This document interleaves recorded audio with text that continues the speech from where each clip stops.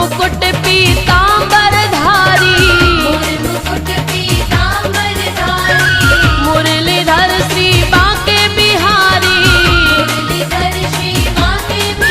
मेरे बांके बिहारी, मेरे कुंज बिहारी, मुरलीधर श्री बांके बिहारी।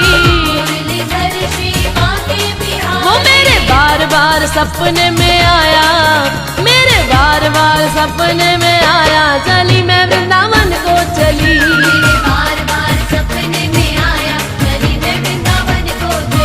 मेरे बांके बिहारी ने बुलाया, चली मैं वृंदावन को चली।